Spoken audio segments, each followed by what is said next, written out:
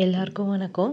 இன்னைக்கு வந்து தேங்காய் பால் திரட்டல், தேங்காய் பால் அல்வா, அல்வான்னு சொல்லுவாங்க, திரட்டல்னு சொல்லுவாங்க. இதை நம்ம எப்படி செய்யலான்றதை பார்க்கலாம்.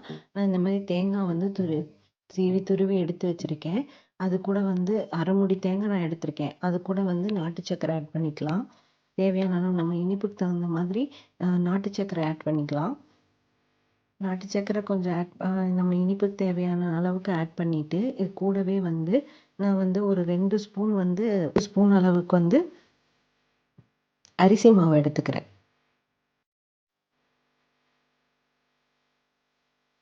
அரிசி மாவு ஒரு 2 ஸ்பூன் எடுத்துக்கலாம்.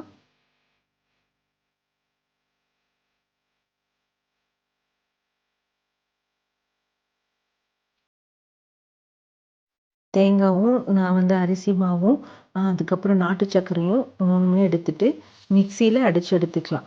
மிக்சியில் கொரன்னு தான் நம்மளுக்கு வரும் இது வந்து அடிக்கும்போது. அதனால தேவையான அளவுக்கு கொஞ்சமாக வந்து நம்ம தண்ணி ஆட் பண்ணிக்கலாம். கொஞ்சமாக தண்ணி ஆட் பண்ணிக்கலாம்.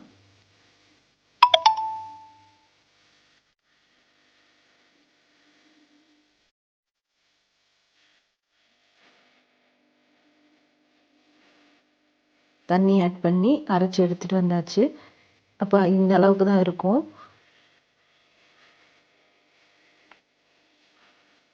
பார்த்தீங்கன்னா இப்படி தான் இருக்கும். கொஞ்சம் ரொம்ப கொலன்ற மாதிரி ரொம்ப பேஸ்ட்டாகவும் தண்ணியாகவும் அரைச்சிடக்கூடாது. கொஞ்சம் லைட்டாக திரளாக இருக்க மாதிரி அரைக்கணும். இப்போ வந்து கடாயில் நம்ம வந்து கொஞ்சமாக வந்து நெய் ஆட் பண்ணிக்கலாம்.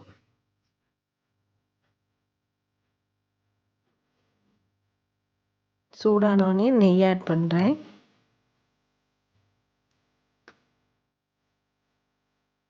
நெய் ஆட் பண்ணிவிட்டு இதில் வந்து நம்மளுக்கு முந்திரி திராட்சை எது எப்படி நான் யூஸ் பண்ணிக்கலாம். நான் இப்போ வந்து முந்திரி மட்டும் யூஸ் பண்ணுறேன், திராட்சை யூஸ் பண்ணலை. நம்ம விருப்பம்தான். கூடவே வந்து நம்ம வேர்க்கடலை வேணாலும் ஆட் பண்ணிக்கலாம். அதுவும் வந்து நல்ல டேஸ்ட்டு கொடுக்கும். வேர்க்கடலை, கிறிஸ்மஸ், முந்திரி இதெல்லாம் ஆட் பண்ணும்போது நம்மளுக்கு இன்னும் நல்லா டேஸ்ட் கொடுக்கும். நல்லா நடுவில் நம்மளுக்கு அந்த அல்வா சாப்பிடும்போது நடுவில் இதெல்லாம் வந்து வரும்போது நல்லா டேஸ்ட் கொடுக்கும். இதில் வறுத்து எடுத்துக்கலாம்.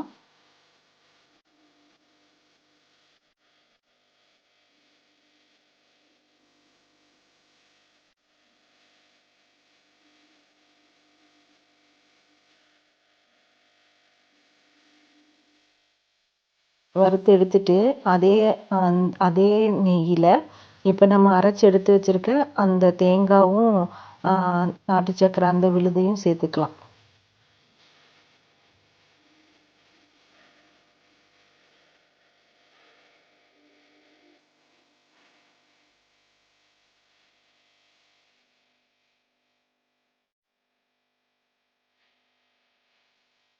சேர்த்துட்டு நல்லா வந்து மிக்ஸ் பண்ணி விட்டு கலரிட்டே இருக்க வேண்டியதான்.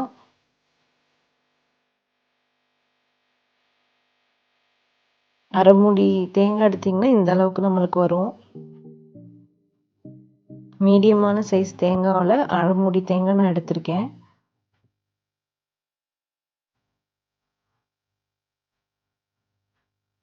நடுவில் கொஞ்சமாக நான் வந்து நெய் ஆட் பண்ணிக்கிறேன். நெய் ஆட் பண்ணிவிட்டு நம்ம பாட்டுக்கு கிளறிட்டே இருக்க வேண்டியதான். நல்லா திரண்டு இந்த மாதிரி வரும். இப்போ இந்த ஸ்டேஜில் வந்து 1 டம்ளர் பால், நல்லா காய்ச்சின பால், காய்ச்சி ஆற வச்ச பால், சூடாகவும் இருந்தாலும் ஓகே தான், ஆறி இருந்தாலும் ஓகே தான். பட் காய்ச்சின பால் ஊற்றணும்.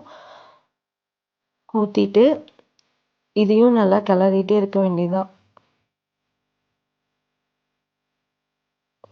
நடுவில் நல்லா கிளறிட்டே இருங்க. சிம்மில் வச்சுக்கோங்க.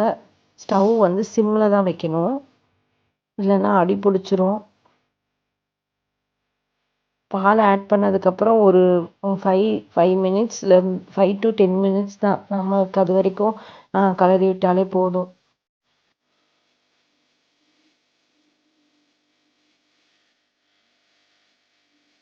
இந்த மாதிரி தான் இருக்கும். இப்போ நான் வந்து வறுத்து எடுத்து வச்சிருக்க முந்திரியை நான் ஆட் பண்ணிக்கிறேன். நான் முன்னாடியே சொன்ன மாதிரி முந்திரி, திராட்சை, வேர்க்கடலை இது எல்லாமே நம்ம ஆட் பண்ணிக்கலாம். தேங்காவுமே உங்களுக்கு இன்னும் சில்லாக வேணும்னா அதையும் சேர்த்து வறுத்து ஆட் பண்ணிக்கலாம். இப்போ நான் வந்து கூடவே ஏலக்காய் ஒரு 4 கொஞ்சம் தேவையான அளவு ஏலக்காய் ஆட் பண்ணிக்கிறேன். ஏலக்காவை நீங்கள் பொடியாக பண்ணி போட்டாலும் சரி, பவுடர் இல்லை தட்டிட்டு போட்டாலும் சரி, இல்லை முழுசாக அப்படியே போட்டாலும் நம்மளுக்கு ஓகே தான். டேஸ்ட் வந்து நல்லாயிருக்கும்.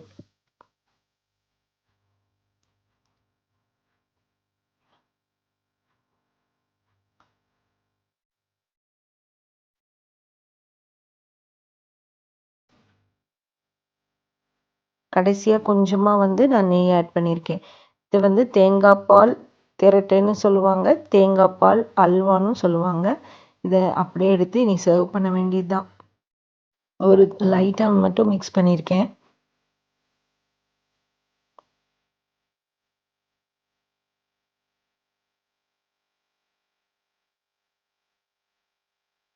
இப்போ நான் ஒரு பிளேட்டில் வந்து லைட்டாக நான் வந்து நெய் தடவிருக்கேன்.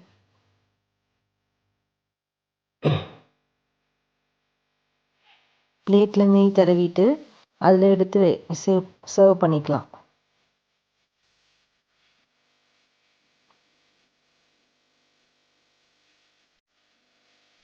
சுவையான தேங்காய் பால் திரட்டை ரெடி. தேங்காய் பால் அல்வா ரெடி. சூடாக சுவையாக இருக்கும். இது குழந்தைங்க விரும்பி சாப்பிடுவாங்க, பெரியவங்க விரும்பி சாப்பிடுவாங்க. ஈவினிங் டைம் நீங்கள் ஸ்நாக்ஸாகவும் சாப்பிட்லாம். செஞ்சு வச்சிங்கன்னா இது வந்து 3 days வரைக்கும் உங்களுக்கு கெட்டு போகாது.